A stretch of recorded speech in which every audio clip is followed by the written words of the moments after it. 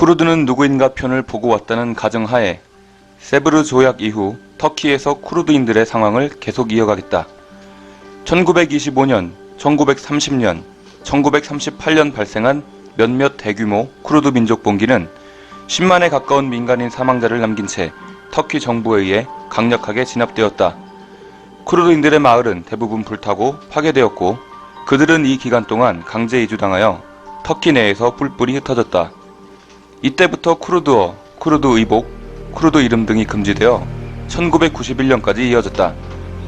1991년부터 쿠르드어로 일상생활을 하는 것은 더 이상 불법이 아니지만 현재까지도 터키 내 쿠르드인들은 자신들의 언어로 기초교육을 받을 수 없다. 그들에게는 자치권도 주어져 있지 않다. 1991년 쿠르드 여성으로는 최초로 터키 의원에 당선된 레일라 자나가 당선 연설 마지막에 쿠르드어로 터키인과 쿠르드인 사이에 형제에 대고 맹세합니다 라고 말한 것이 터키 정부를 자극하여 그를 포함한 민주당 소속 쿠르드 의원 5명의 의원 제적 및 당 해산으로 이어졌다. 그들은 1995년 터키 대법원에서 각각 15년형을 선고받았다. 죄목은 테러단체로 정의된 PKK와 연루된 것을 비롯하여 국가 분열을 시도한 반역죄였다.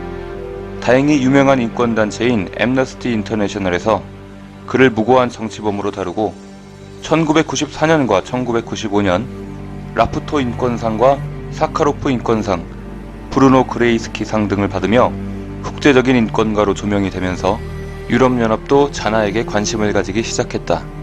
결국 유럽연합에서 가입을 추진 중이던 터키 정부에 석방하지 않으면 가입에 악영향을 주게 될 것이라고 경고했고 수감된 5명 모두 2004년 석방되었다. 한편 1993년과 94년 쿠르드 및 아시리아인 정치인, 인권운동가, 언론인, 교사, 지식인 3,200여 명이 실종된 이른바 미스터리 살인사건이 일어났다. 범죄를 저지른 암살단은 잡혔지만 그 배우에 대한 조사는 이루어지지 않았으며 처벌도 받지 않았다. 공공연하게 터키 정부가 배후에 있다고 여겨진다. 한편 1970년대 들어서 소련으로부터 공산주의 및 사회주의 사상이 대거 유입되면서 기존의 민족주의가 아닌 진보 좌파 성향의 쿠르드 단체들이 다수 조직되었다. 1974년 압둘라 웨살란에 의해 창설된 PKK도 그중 하나다. 이 당은 이미 앞선 영상들에서 몇 번 언급되었다.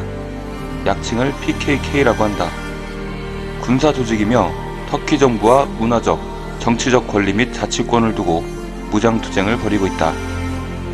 터키의 군사적 동맹인 미국과 유럽연합, 북대서양 방호조약 회원국들은 PKK를 테러 집단으로 규정하고 있는 반면 UN, 러시아, 중국은 그 의견에 반대한다. 1984년부터 시작된 PKK와 터키 정부의 내전은 1999년 쿠르드인들의 정신적 지주인 압둘라 웨살란이 터키에 체포된 이후 2004년까지 상대적으로 소강 상태를 보였다. 그러나 3년간의 공식 정전 상황에도 수백 명의 사상자가 발생했을 정도로 소규모의 충돌은 계속되었다. 2004년 PKK는 터키 정부가 계속 협상을 거부하고 자신들을 공격하고 있다며 다시 전투 재개를 시작했다. 이때부터는 이라크령 쿠르디스탄에서 군사훈련을 받은 쿠르드 전투병들이 국경을 오가며 활동하기 시작했다. 즉 본거지는 이라크에, 전장은 터키에 있는 개념인 것이다. 90년대까지 터키 내 쿠르드인 거주지역을 어느 정도 지배하며 터키 정부와 전면전을 벌인 것과 달리 이때부터는 실질적인 지역 지배나 전면전을 회피하고 간접 전투에 초점을 맞췄다. 터키 전역의 도시에서 PKK의 소행으로 추정 혹은 확인된 폭탄 테러가 수없이 발생했다. 그러던 2007년 10월 7일 가바 산맥에서 매복 작전으로 터키군 특공대 15명을 사살하고 3명에게 상해를 입힌 것이 1990년대 이후 PKK가 터키군에 입힌 가장 큰 타격 작전이었다. 그리고 그 충격이 꽤나 컸는지 터키에서 법이 통과되어 이라크 국경 안에서 터키군이 작전을 수행할 수 있게 되었다.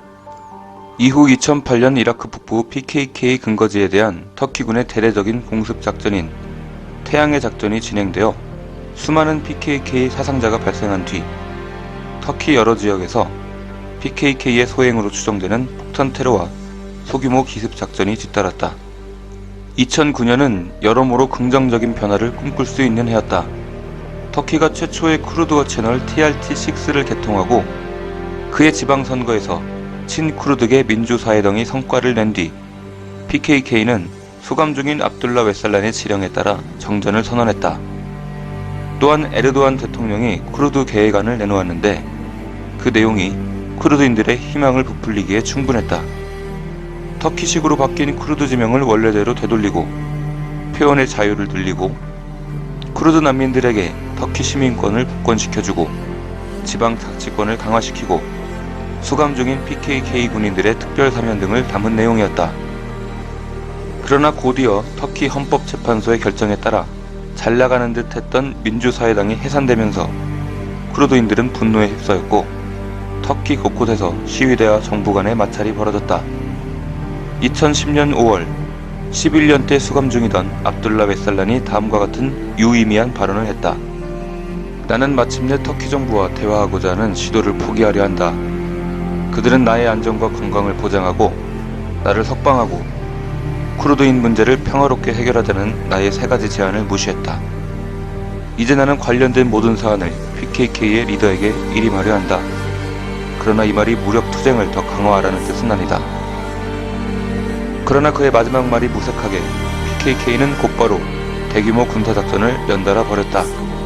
그리고 충분히 그 힘을 보여줬다 싶은 무렵인 2010년 7월 만약 터키 정부가 대화를 통해 쿠르드 문제를 해결하고자 한다면 무기를 내려놓을 것이며 그렇지 않다면 독립을 선언할 것이라고 으름장을 놓았다.